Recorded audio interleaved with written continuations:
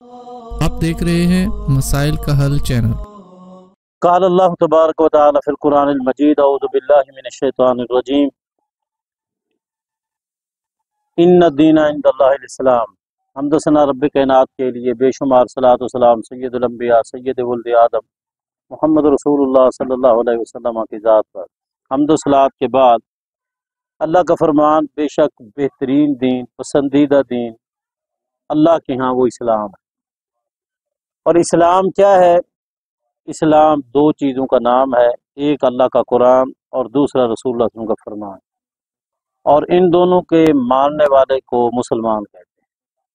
اور جب ایک انسان اس دنیا سے جاتا ہے اور وہ مسلمان ہو کے جاتا ہے، اسلام پر اس کا خاتمہ ہے، تو وہ کامیاب ہے۔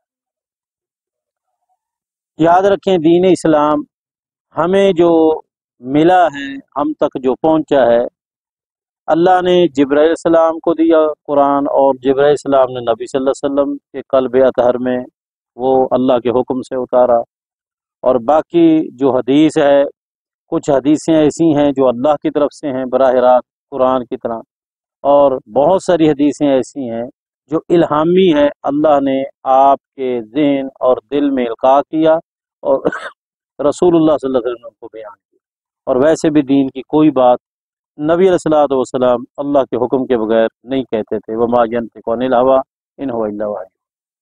یہ باتیں سمجھنے کے بعد اب ایک ساتھی نے بڑی عجیب بات کی، تو میں نے کہا چلو آئندہ درس میں انشاءاللہ وہی۔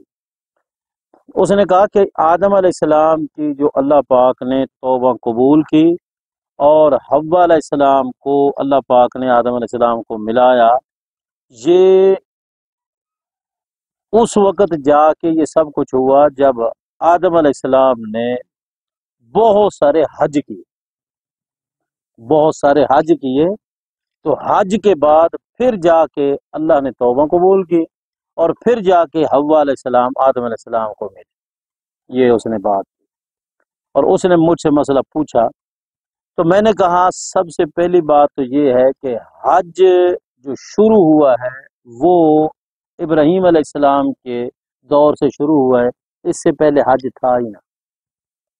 اگر اس سے پہلے کوئی حج ہوتا تو اس کو محمد رسول اللہ صلی اللہ علیہ وسلم ضرور بیان کرتے، اس کو محمد رسول اللہ صلی اللہ علیہ وسلم ضرور بیان کرتے اگر پہلے کوئی حج ہوتا، لیکن پہلے کوئی حج نہیں تھا، اس لیے رسول اللہ صلی اللہ علیہ وسلم نے بیان نہیں کیا۔ اگر ایک بات کا علم رسول اللہ صلی اللہ علیہ وسلم کو نہیں ہوا، ایک بات کا علم خلفاء اربعہ کو نہیں ہوا، صحابہ کرام کو نہیں ہوا، تابعین کو نہیں ہوا، تبع تابعین کو نہیں ہوا، اور ہمارے جتنے بھی اسلاف گزرے ہیں ان میں سے کسی کو نہیں ہوا، حتیٰ کہ چاروں امام حنیفہ رحمہ اللہ، امام شافعی رحمہ اللہ، امام احمد بن حنبل رحمہ اللہ، امام مالک رحمہ اللہ، ان میں سے بھی کسی نے یہ بات نہیں کی۔ تو پتہ نہیں آج کے مولوی کو کہاں سے پتہ چل گیا بھی انہوں نے بہت سارے حج کیا اور بعد میں جا کے جائے، تو یہ بات جھوٹ پر مبنی ہے، اس کی کوئی حقیقت نہیں ہے۔ یہ بالکل ایسے ہی ہے جس طرح کہتے ہیں کہ جب آدم علیہ السلام نیچے اترے تو پھر انہوں نے اوپر دیکھا تو ان کو ایک تصویر نظر آئی، اور تصویر تھی کلمے کی، اور اندر محمد رسول اللہ صلی اللہ علیہ وسلم کی تصویر نظر آئی، تو انہوں نے پھر اللہ سے دعا کی۔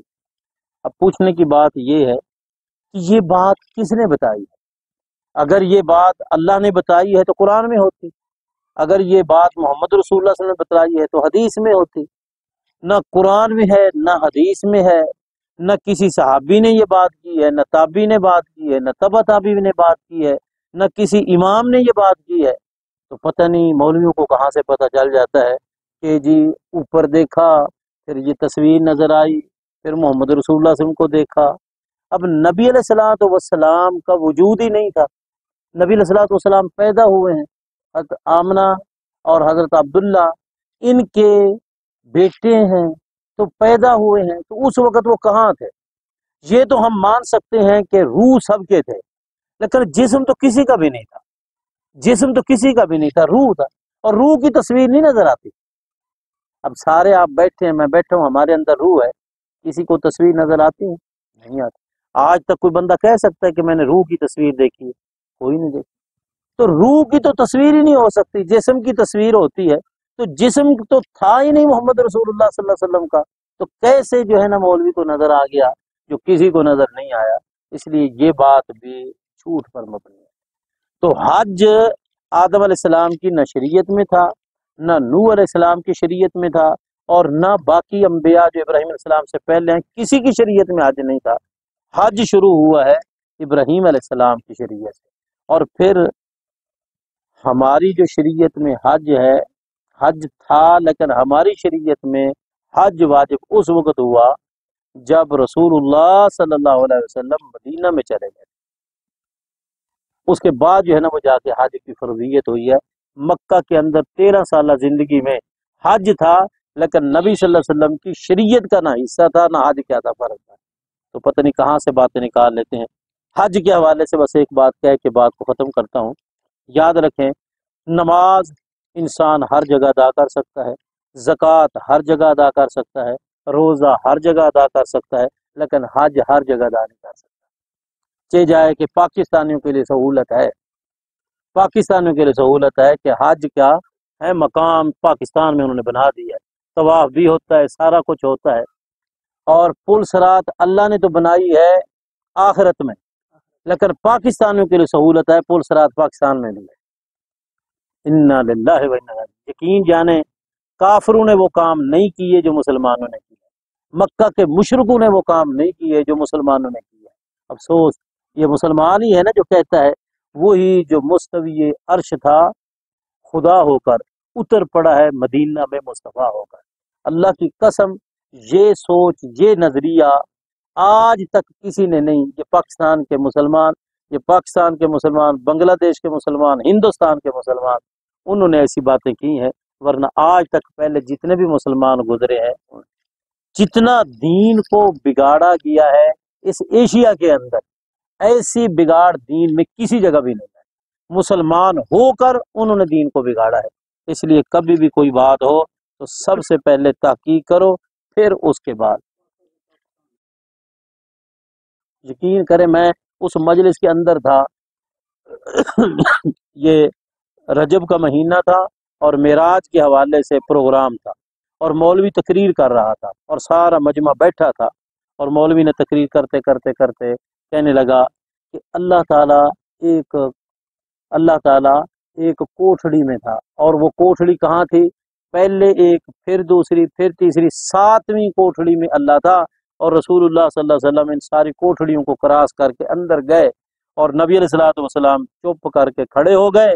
और चुप करके जब खड़े हुए तो जिब्रील सलाम जो साथ खड़े थे तो कहने लगे, चुप चुप खड़े हो हुजूर, कोई बात है, पहली मुलाकात है, पहली मुलाकात है। वल्लाह इन कानों ने सुना, मैं झूठ नहीं बोल रहा।